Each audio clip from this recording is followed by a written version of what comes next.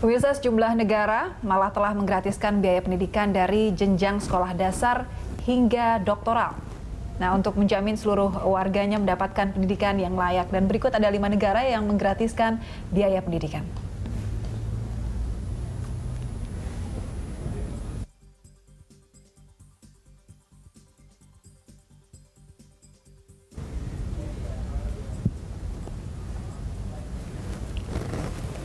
Yang pertama kita lihat di urutan pertama ini ada Finlandia yang menggratiskan biaya sekolah mulai dari SD sampai dengan S3. Kemudian ada Swedia yang juga menggratiskan pendidikan dari SD hingga jenjang SMA.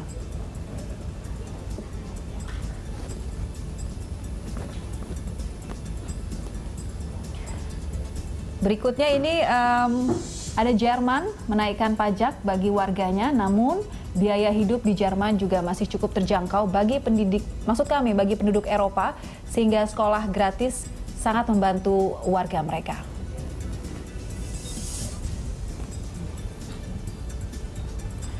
Sementara itu, pemirsa, Mesir sudah jauh-jauh hari menggratiskan biaya pendidikan.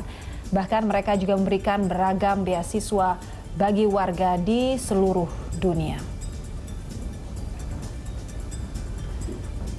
Dan terakhir ini adalah Taiwan yang juga menggratiskan biaya pendidikan untuk semua jenjang pendidikan.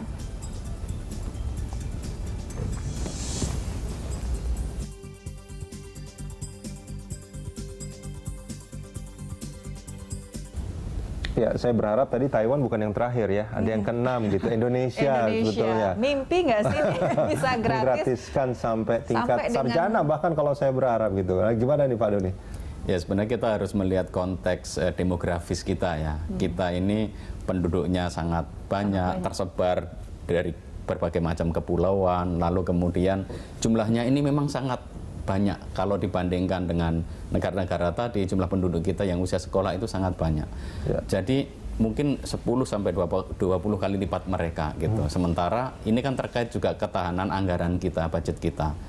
Ketika pajak tidak tercapai, tahun kemarin saja, tahun ini harus dipotong sekitar 6 triliun kegiatan dari pendidikan. Kan semestinya anggota DPR juga kemudian yang mengurus itu, misalnya keuangan, Menteri Keuangan, memikirkan gitu. Jangan sampai anggaran pendidikan yang sudah sedikit ini dipotong lagi gitu. Padahal dalam amanat itu kan kita itu meskipun katakanlah 20% APBN, 20% APBD, faktanya itu ada double perhitungan. Jadi dana yang ditransfer dari pusat dihitung lagi sama daerah menjadi 20%. Ketika rilis yang terakhir dari neraca pendidikan daerah oleh Kemdikbud itu kan mencengangkan faktanya. Artinya kan sebetulnya bukan masalah sekolah gratisnya itu harus dievaluasi, tapi bagaimana mekanisme anggaran ini harus diperbaiki kan sebetulnya. Betul, di satu sisi memang mekanisme anggaran yang sudah sedikit ini perlu dibuat lebih akuntabel, transparan dan tepat sasaran. Lalu bahkan kalau sudah transparan dan akuntabel saja, dana ini sebenarnya belum cukup. Ini dirasa kurang transparan sejauh ini dan kurang tepat sasaran, Pak Doni? Iya, di beberapa tempat kan kenapa masih ada pungutan liar, dana bos seperti itu. Sehingga dana-dana yang harusnya dirasakan oleh masyarakat ini masih belum terasakan di beberapa daerah. Sekolah-sekolah negeri masih menarik. Nah, ini dia pertanyaannya begini Pak Doni. Di luar konteks apakah ini melanggar atau tidak melanggar undang-undang, sesuai atau tidak sesuai dengan aturan-aturan tadi. Nah, apakah pendidikan itu mestinya menjadi sesuatu yang bisa diakses oleh semua orang? Kalau semua orang artinya dari yang kaya sampai miskin harusnya bisa mengakses itu. Artinya kalau di beberapa negara yang tadi kita tampilkan grafiknya, ini gratis sebetulnya. Paling tidak pada sampai kalau ada yang sampai SMA lah, paling nggak gitu, karena dianggap sebagai sekolah menengah. Gimana menurut Pak Doni? Menurut saya seharusnya semuanya itu digratiskan. Semuanya digratiskan? Karena amanat undang-undang setiap warga negara berusia 6, dia berhak untuk memperoleh pendidikan. Dan kemudian kalau dia menjalani pendidikan dasar, itu berarti SD sampai SMP, tidak dipungut biaya. Begitu bunyi dalam undang-undangnya.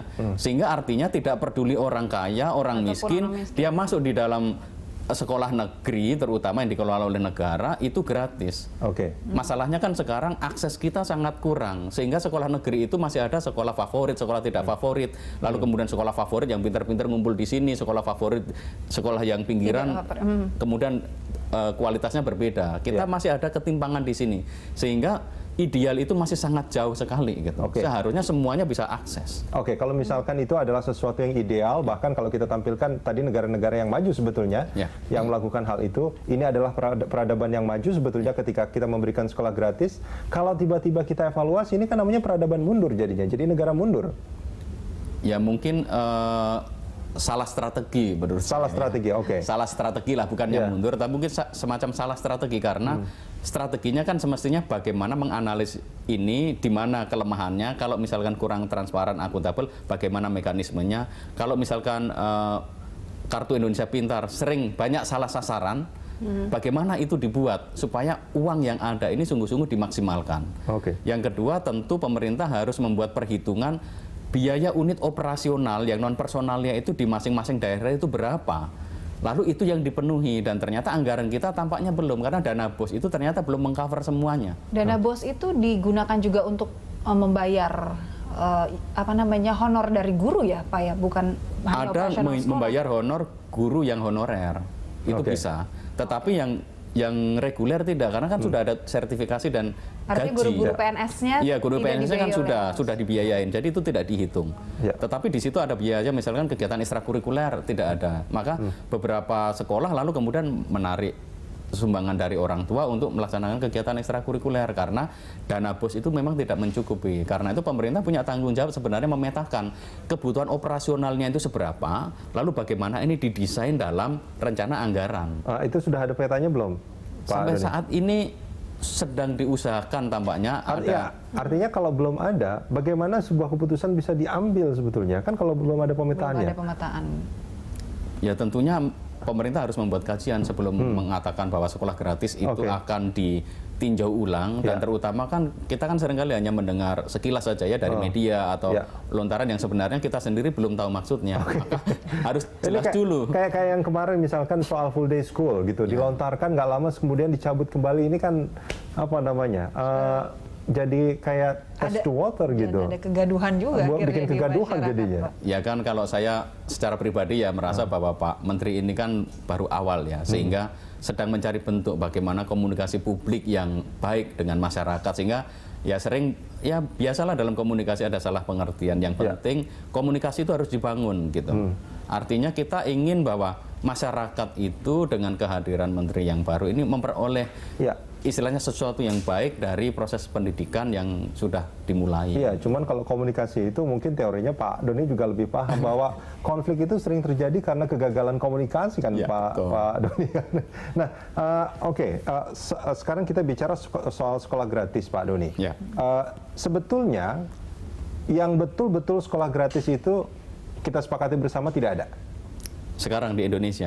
Yang 100% gratis. Belum ada. Belum ada ya? Belum ada. Yang ada itu hanyalah mungkin iuran bulanannya tidak ada. Tapi kalau misalnya mungkin ada iuran bulanan pembayarannya 50%. Itu masih terjadi ada yang seperti itu modelnya. Ada yang seperti itu. Artinya partisipasi masyarakat sebetulnya juga selama ini tetap terjadi. Tetap terjadi. Di beberapa daerah provinsi yang pendidikannya baik, partisipasi masyarakatnya bagus. Misalkan seperti di Jogja. Anggaran pendidikannya tidak begitu besar. Tetapi kenapa pendidikannya bagus? Karena masyarakat bisa membiayai proses pendidikan. Di Surabaya, dia hanya 8% dari APBD-nya. Tetapi pendidikannya kan bagus. Kenapa? Karena masyarakat itu membayar. Nah, tapi yang jadi masalah adalah bagaimana dengan anak-anak dari keluarga miskin yang tidak bisa membiayain. Membeli buku tidak bisa, memberi seragam tidak bisa, transportasi dengan sekolah jauh. Nah, ini kan yang harus dipikirkan karena ini tugas negara. Itu tugas negara.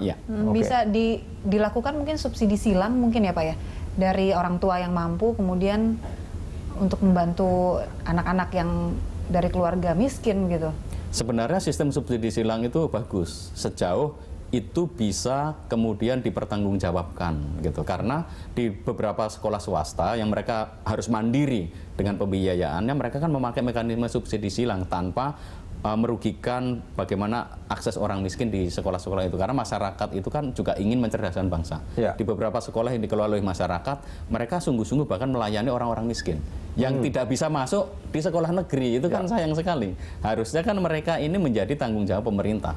Lalu sekolah-sekolah swasta yang memang concern pada pendidikan, yang istilahnya siswanya itu memang dari golongan kelas menengah ke bawah, harusnya pemerintah memberikan bantuan. Selama ini memang sudah ada bantuan berupa bantuan operasional sekolah juga, lalu kemudian ada Kartu Indonesia Pintar seperti itu. Tetapi tidak kemudian yayasan-yayasan itu kan sebenarnya sangat berat kosnya di pembiayaan tenaga pendidik. Zaman Pak Harto dulu masih ada DPK, guru yang diperbantukan. Jadi guru PNS yang diperbantukan di sekolah-sekolah swasta, dan itu akan sangat membantu. Tapi kebijakan ini beberapa tahun terakhir dicabut malahan. Malah guru-guru negeri yang mengajar di swasta ditarik kembali. Nah, ini akan membuat masyarakat semakin sulit untuk berpartisipasi. Padahal partisipasi masyarakat adalah juga amanat dalam Undang-Undang Dasar 45 tentang pendidikan, pasal 34 itu. Oke, baik. Kita jeda sebentar Pak Doni, kita akan lanjutkan ini di segmen berikut. Pemirsa jangan kemana-mana.